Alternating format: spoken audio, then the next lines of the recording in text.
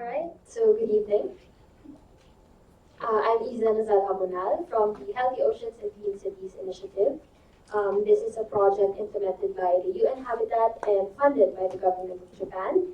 And for this part of the moderated discussion, we will be featuring 5 local level marine plastic litter management actions from the Philippines that respond to this session's key question number 3, which is about examples of plastic circularity and waste management approaches that are very suitable, to highly urbanized and secondary cities or urban communities. So after the 10-minute joint sharing that we will be having, so don't worry, this is just a more on a learning exchange and a storytelling mode of discussion. And after that, I will be opening the floor for a 10-minute Q&A where we can expand more on the initiatives that are being shared.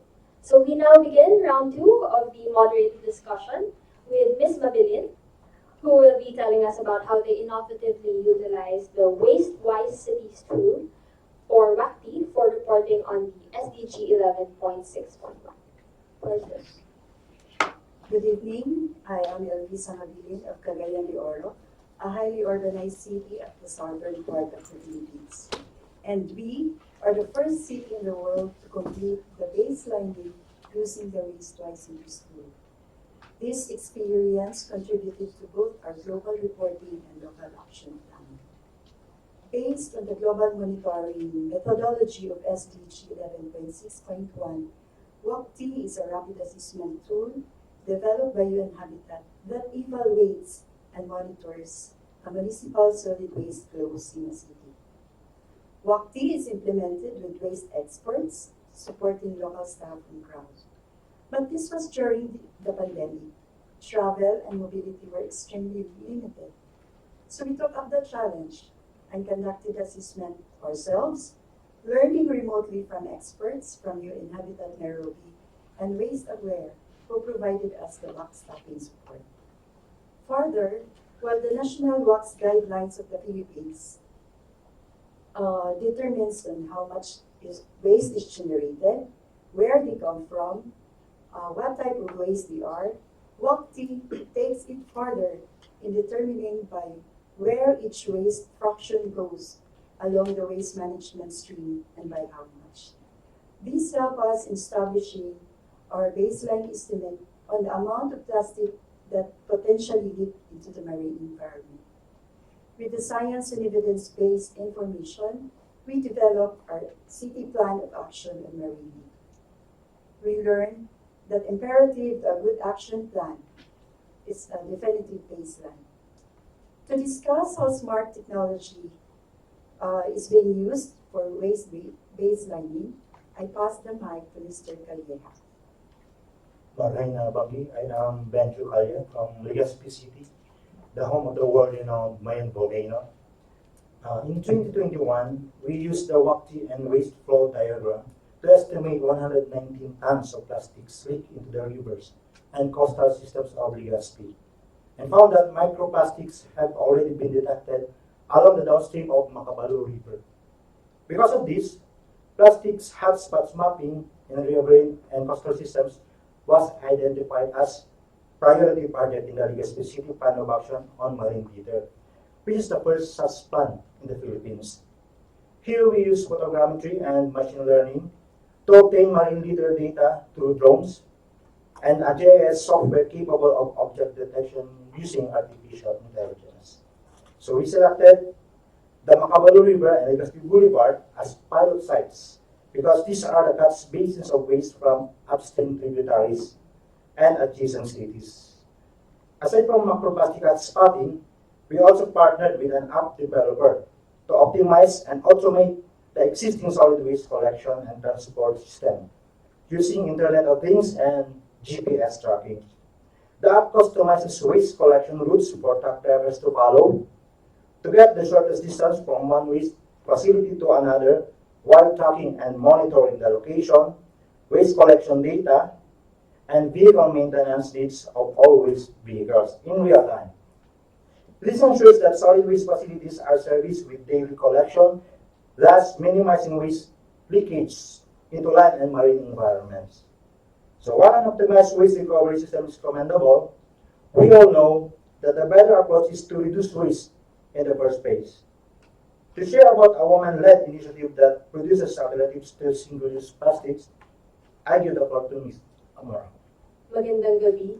I am Kyle Amorao, representing Honorable Mayor Hani Lapunapangan, the first ever female mayor of Manila, the capital city of the Philippines, which is strategically located along where Pasig River drains into the Manila Bay. These two water bodies are said to contribute the most marine plastic litter from the Philippines. But rather than being discouraged, this inspired Barangay 412 Women Waste Warriors, or 3Ws, a legally recognized and women-led community organization in Manila, to maximize the existing skills of their members to produce washable cloth diapers that contribute to the reduction of single-use plastic. 3Ws recognize that disposable diapers are the third largest single-use consumer items and make up to 30% of the total non-biodegradable waste in the world. On average, a child is said to use around 3,800 disposable diapers until age 3. With washable cloth diapers, a child may only need 24 pieces to last up to 3 years, therefore producing significantly less waste while also saving on aggregate costs. With this, aside from the positive impacts for the environment, the women of 3Ws also run a livelihood that increased the average daily income of their members by over 30%. This goes to show that this time is now to recognize the potential of vulnerable groups and the informal waste sector to participate in the formal waste economy. With the right support, organizing and strengthening stakeholders of the solid waste management system is indeed sustainable. From the women of Manila, I turn you over to Ms. Macabare to now focus on another empowered organization whose advocacy as Fisher Folks now operates as a community refill store. Good evening. I am Ingrid Macabare from Ormoc City. Please meet Mr. Ali Aguelo, Vice President of NAFIAS, a community-based organization of fisher folks in the coastal village of Naungan. He used to work as a seaman overseas. At the height of COVID-19 pandemic, he was forced to go home. Now, he tends the zero waste refilling store of NAFIAS. NAFIAS, or Naungan Fisher Folks Association, was formed from the membership of old organizations of fisher folks, women, and fathers. Now, with a greater combined force, NAFIAS extends its scope of work activities to support fishing activities, to tourism participation, and now with marine litter reduction activities. So the Zero Waste Refilling Station of NAFIAS sells household products consumed daily, from dishwashing liquid to detergent powders and fabric conditioners. Sold at 15 cents to 75 cents, these compete highly with commercial products. That promoted and used by its members, the products are marketed house-to-house manner, with its physical store located within access to low-income, supported and targeted market segment. At first week, the organization earned about $30. The enterprise does promote the reuse of PET bottles. Customers are provided 1 peso discount for every sale using their own PET container bottles. So this multiplies the value of 1 PET bottle when used in the enterprise compared to the 7 pesos directly traded at junk shops. So from this experience, we hope to replicate its gains, supported by an action plan until 2028 and a city policy that institutionalizes its action and funding. We can argue that our community refill store is one of the plausible solutions in a sachet economy like ours. So another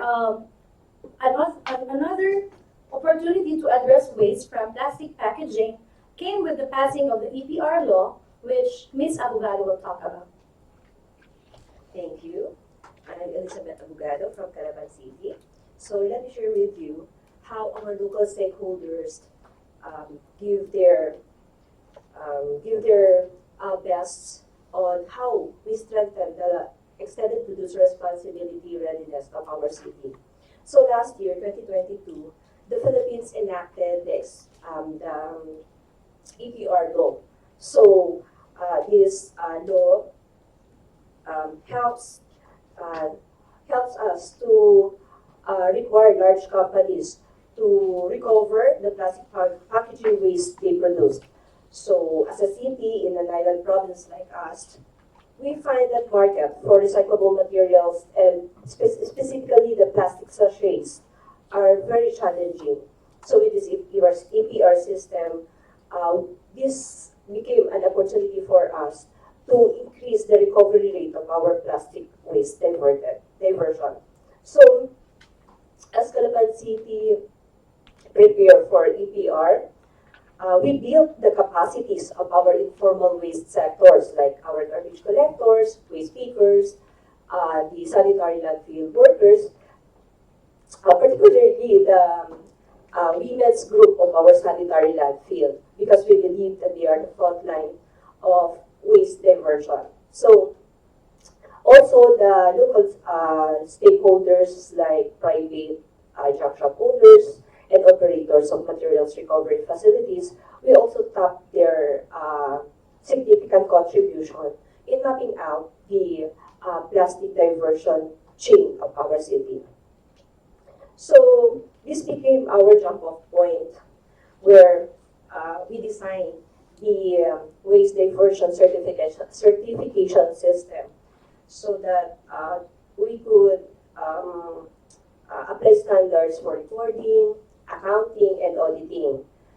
With the system, the city or the local diverter can secure more waste diversion certificates and exchange plastic certificates to oblige enterprises so that they can meet their diversion targets.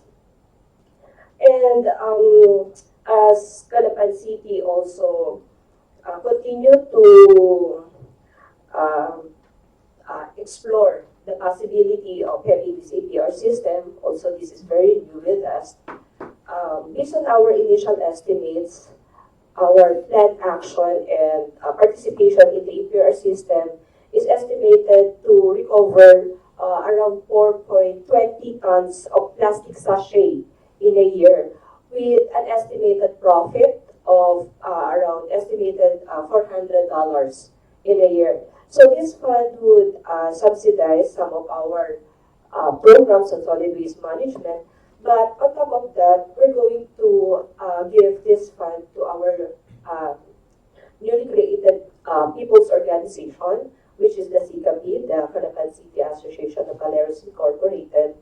And we hope that through our pilot projects in this EPR system, we can record our experiences so that possible replication with other cities can be done. So with all the experiences of these cities, we are proud to share with you what we are doing in the Philippines to combat marine litter. So once again, good afternoon everyone, and giving back the floor to Lisa Bunan. Thank you. Thank you very much for 5 cities from the Philippines whose actions are, well, not only inspiring, but are also scalable enough, if we may say that. And we can see the similarities between the presentations from earlier and even this round of discussion. And that only means that marine plastic pollution or marine pollution in general is being an increasingly popular concern among practitioners alike across countries in the Asia Pacific. And this is a good sign of hope for all of us who are practitioners in our own fields, because it means that more and more attention and focus is being brought to the issue, which is also, of course, our end goal for marine litter management. And